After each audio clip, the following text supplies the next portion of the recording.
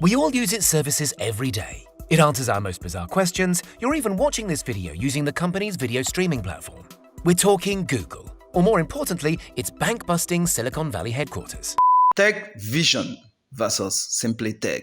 A short walk from the San Francisco Bay Area and a stone's throw away from other multinational headquarters like Apple Park and the homes of Facebook, eBay and Netflix sits the 26-acre site on which we find Googleplex. Based in Mountain View, the Google headquarters gets its name from a play on words. Most evidently, it's a combination of Google and complex, but spelt a little differently, Googleplex is an incredibly large number with lots of zeros after it. The latter explanation is probably a hint towards Google's global monopoly and its incredible successes. The land was purchased from Silicon Graphics, the creators of Jurassic Park's famous dinosaurs. Maybe that's why a dinosaur still looks over the complex today. For the first time ever, Google didn't move into buildings that were inhabited by previous tenants. The multinational firm this time around took matters into its own hands and employed South African architect Clive Wilkinson. It was said that teamwork and creativity topped the mood boards in Wilkinson's office when designing the giant Google complex. Both firms came together to design a space which was not only set up to boost productivity, but also workforce satisfaction. This can be seen with fun lava lamps and even giant screens showing live Google search terms from around the world, a nod to the company's most famous asset. Oversized whiteboards plaster some walls, full of creative ideas and, not so creative anonymous jokes. And many of the lobbies are home to pianos, welcoming the next musician who dares to play. An incredible amount of glass was used in the construction of Googleplex, which boosts natural light, and offices are arranged in workspaces of 3 or 4 people. These little clusters are said to be effective for sharing and developing ideas, but are small and independent enough to reduce office chatter.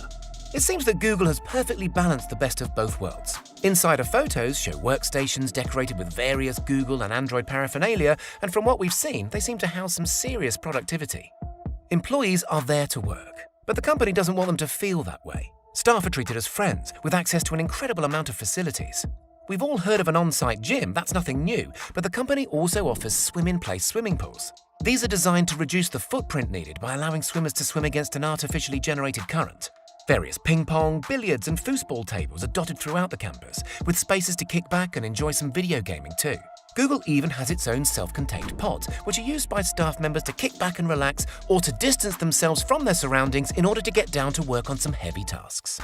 What about outdoors? After all, California weather is supposed to be among the best in the world. Google has that covered too. Tennis courts, soccer fields and other outdoor spaces for fun frisbee games are all totally free to use for staff. These are all interlinked by a network of private footpaths. Health is looked after by on-site medical staff, and luxury is provided by a company-subsidized massage service. A haircut salon, a laundrette and dry cleaners, the list goes on. In fact, rumor has it that team members bring their laundry in over the weekend to avoid having to use their own machines. The best part about it, traveling between these amenities is all done on Google-colored bikes. It's even reported that many employees are given a 20% portion of their work time to focus on side projects unrelated to their usual workload. Promoting and inspiring creativity pays off. Google says that's how many of its labs projects were dreamt up. Self-sufficiency was key to the Googleplex. Although not fully, some of the complex's energy requirements are met by on-site solar panels, which were carefully placed across the building's roofs. Some of the fruit, vegetables and herbs eaten in the company's cafeterias are even grown in one of the park's 2 gardens, which themselves are accredited by an educational society whose aim is to teach people about the benefits of horticulture. Many scientists and psychologists have commented on the benefits of getting outdoors for our mental health. And as you'd expect, tech giant Google recognizes these benefits, with mindfulness spaces strategically placed around the complex, utilizing spaces like the food gardens. Oh, and one last perk, food. Are you sitting down? Because this isn't for the faint-hearted. Google provides its staff with food, and a lot of it, entirely for free. Workers can enjoy breakfast, lunch and dinner at the site's various cafes free of charge, including at Charlie's Place, the main cafeteria which was named after Google's first lead chef, Charlie Ayres. Nowadays, the restaurants focus on food that is fresh, organic and healthy. Those Buddha bowls or that smashed avocado on toast that you see on Instagram, these are the sorts of meals being dreamt up by head chefs, which include a fusion of the world's foods. We imagine a wide variety of dietary requirements are considered when planning the menus at the Googleplex. But Google employs real people. They're not all robots. And these real humans get hungry between meals just like you and I. The solution? Every single workspace is within walking distance of an entire snack room, which is stocked with treats like granola, candy, and hot and cold drinks. The novelty of consistently eating out may have worn off for many of the company's more seasoned members of staff, but kitchenettes are always nearby with essential amenities like microwaves, kettles, and fridges. An unwritten saying among the company's workforce is the Google 15, which refers to the 15 pounds of weight that new starters often gain with all this free food. In fact, we don't actually know how much the company spends on feeding the entire campus, but one blogger ran some calculations and came up with a figure of at least $72 million each year. Traveling to and from the expansive site, employees are likely to catch a Wi-Fi-enabled diesel-powered bus. Other members may take to the roads in their own cars, after which they will find one of 2,000 parking spaces underground. Or maybe the staff want to plug their electric cars into the power points supplied under a solar panel-topped carport. Any visitors to the site will be quick to notice the fun aspects that Google injected here and there. An army of Android statues populate the main outdoor area, a Kit Kat and a gingerbread man to name just two. Of course, the green Android character features, as well as various spin-offs such as the metal Android statue popping out of the Android building's upper floor. What did all this cost? This site alone cost the firm around $1 billion, and that was in the same year as the $2.4 billion acquisition of the New York Chelsea market. Let's not forget the astonishing amount of money likely spent on food and other maintenance work, and this works out to be one of the world's most expensive headquarters. What do you think of the tech giant Google's fusion of home and work balance? Would you work in such a place with its incredible benefits, or do you value time spent away from work? One thing's for sure though, if for nothing else, this place is good for a visit.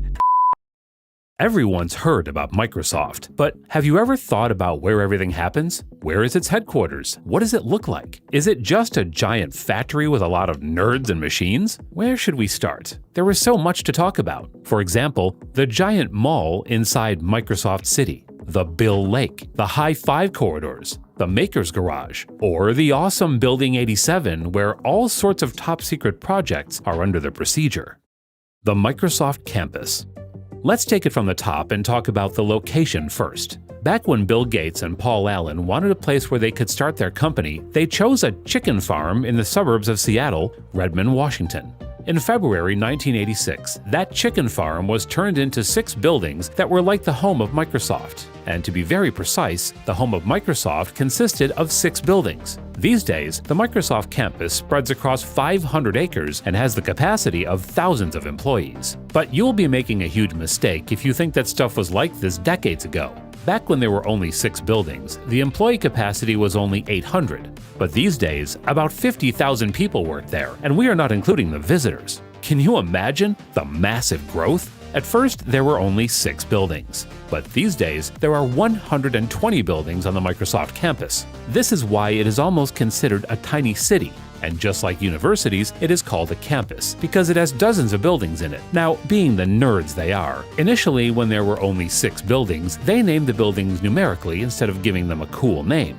Now, the different spots in the Microsoft campus have interesting and quite amusing names. For example, the High Five Hallway, the Maker's Garage, the Bill Lake, and the Commons are a few examples of how over the years, their ability to name buildings has gotten a lot better. Building 92. Enough about names, let's talk about what goes on inside there. First of all, if you are a tourist, it is most likely that your tour will begin from Building 92.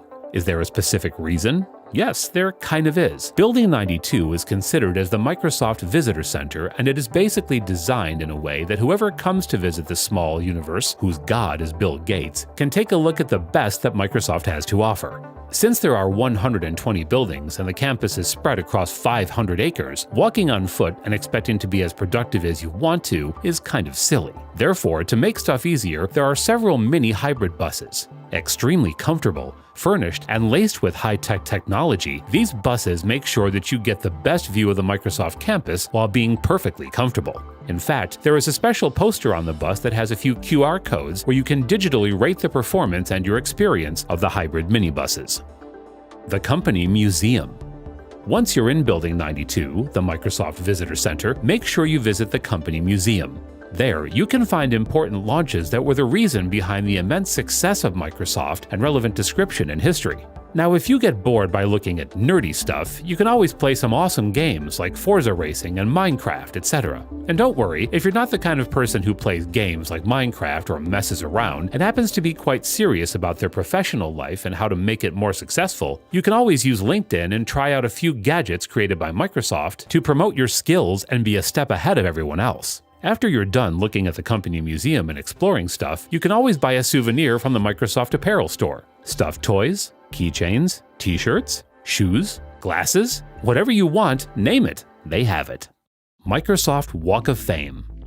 And as we said earlier, the gods of Microsoft have tried to make the Microsoft campus extremely interesting and have used their innovation too related to pop culture as well. So just like the Hollywood Walk of Fame, there are panels outside Building 16.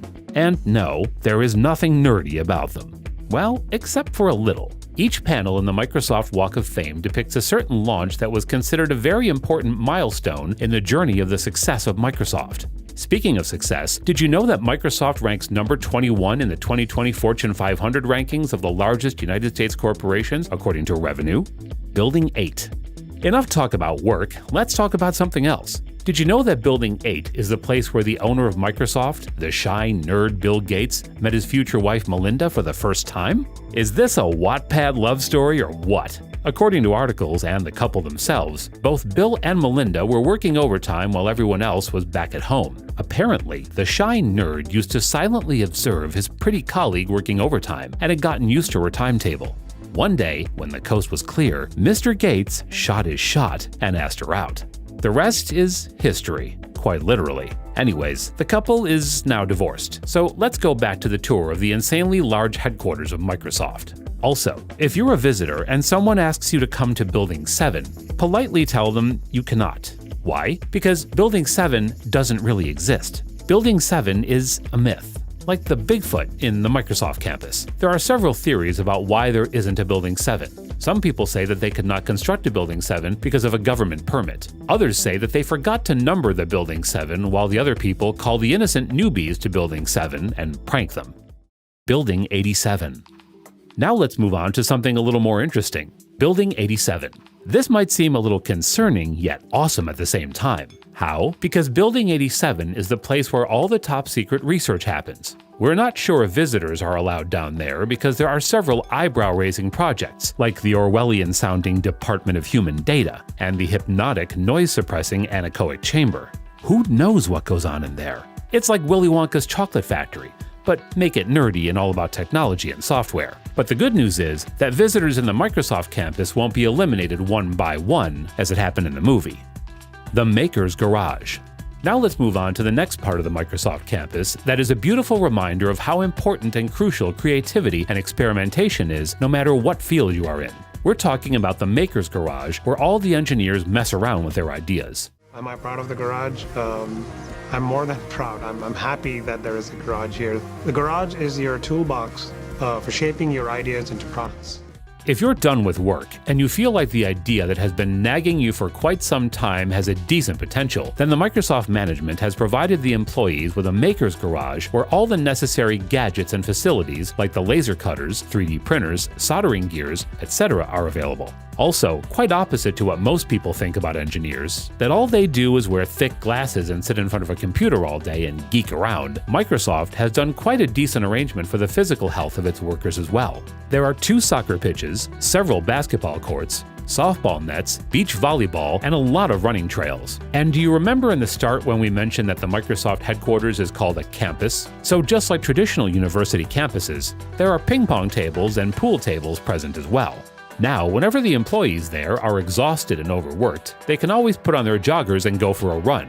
And if they feel a little sporty, they can always play soccer with their friends. Now let's move on to one of the most interesting and awesome parts of the Microsoft campus. Did you know that there is a gigantic mall there? That's right, ladies and gentlemen, the Commons Mall is a 2-story building with 1.4 million square feet and tons of stuff that you normally might not find in a workplace. The Commons Mall. Now, who would have thought that a technology company would have an entire mall inside? Everyone thinks that when you're working for a technology company, all you have to do is sit in front of a screen, be in meetings, or in the lab. That is pretty much all. But the gods of Microsoft have proven this concept wrong by including an entire mall in the plan of their headquarters. And what does the mall have? Everything.